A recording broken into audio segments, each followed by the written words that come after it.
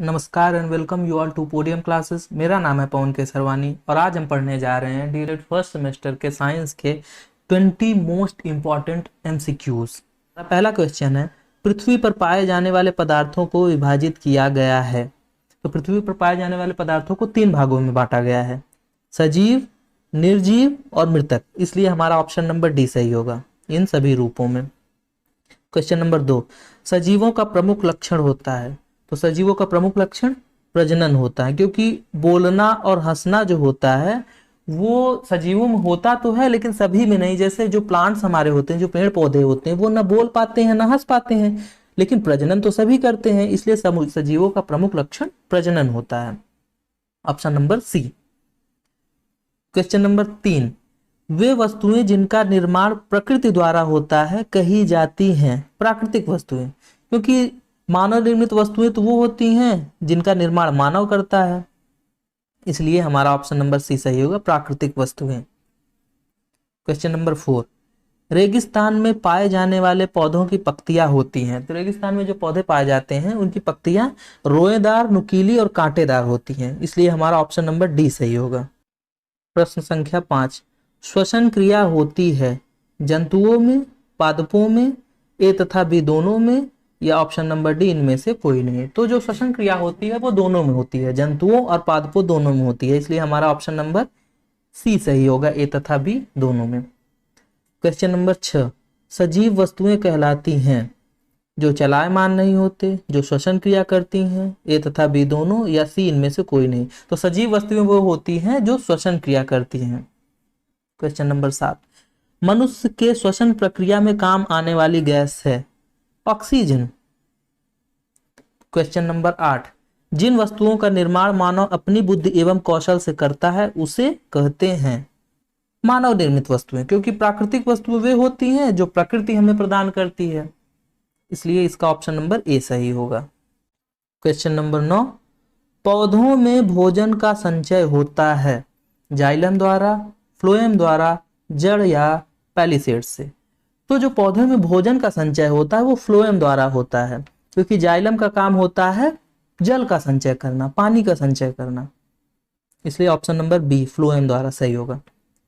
Question number 10, उपापचय क्रिया कितने प्रकार की होती है। तो उपापचय क्रिया 2 प्रकार की होती है, अपचय और उपचय।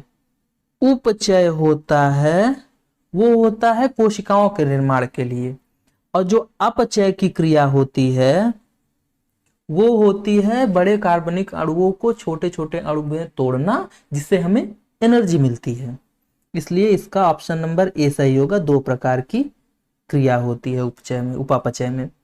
क्वेश्चन नंबर 11, निम्नलिखित में उभयचर प्राणी कौन है। तो उभयचर क्या होते हैं, ऐसे प्राणी जो जल एवं थल दोनों में रह लेते हैं, यानी कि जमीन और पानी दोनों में रह लेते हैं, उन्हें उभयचर कहते हैं। तो खरगोश केवल थल पे रह पाता है, यानी जमीन पे रह पाता है, पानी में नहीं रह पाता।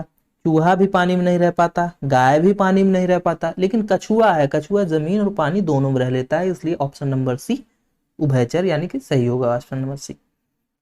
क्वेश्चन नंबर 12, एक जिराफ एक बार में कितना पानी उपभोग कर सकता है। 12 गैलन। जिराफ की कैपेसिटी 12 गैलन की होती है।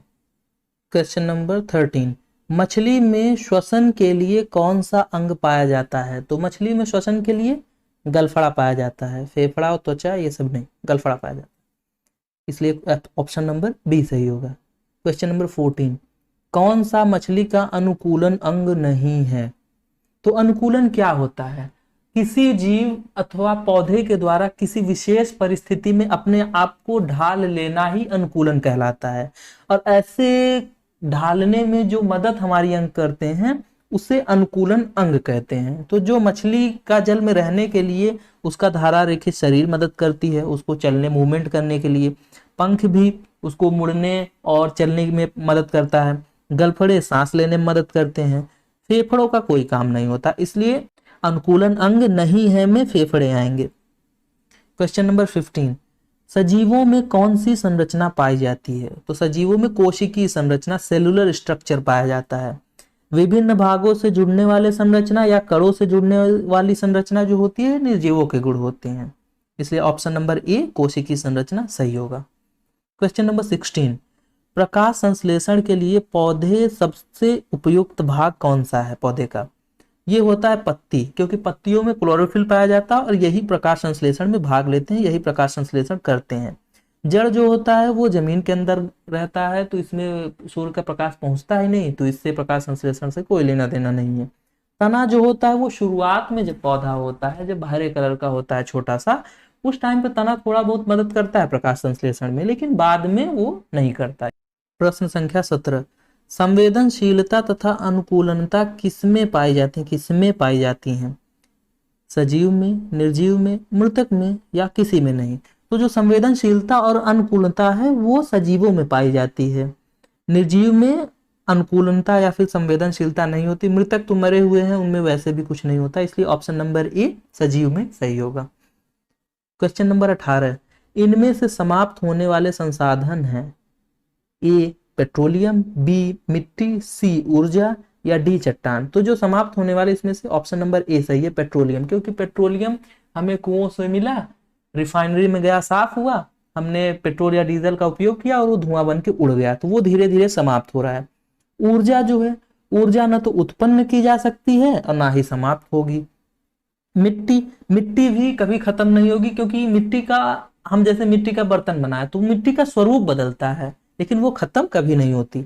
चट्टान भी ऐसे ही है, चट्टान का भी स्वरूप बदलता है, वो कभी खत्म नहीं होगा, इसलिए ऑप्शन नंबर ए सही होगा, पेट्रोलियम। क्वेश्चन नंबर 19, स्वनिर्मित सामग्री से कौन सा विकास होता है?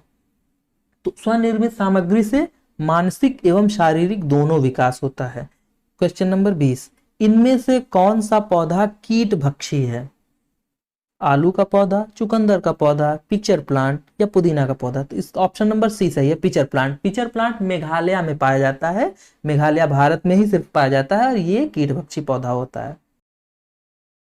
अगर आपको ये वीडियो अच्छी लगी हो तो वीडियो को लाइक और शेयर करना ना भूलें, चैनल को सब्सक्राइब जरूर कर दें और आपके जो भी सुझाव हैं हमें कमेंट में बताने की कृपा करें। धन्यवाद।